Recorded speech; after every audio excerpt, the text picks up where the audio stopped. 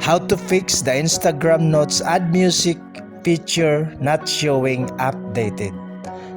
This is tips guaranteed to fix Notes feature with the new Add Music update. Just follow my fast and quick tutorial. Step 1. Update your Instagram app to the latest version. This is the very important step. Open your app on Play Store or App Store and just hit the update button. If you can't see any update button, then your app is already been updated. Open your Instagram app.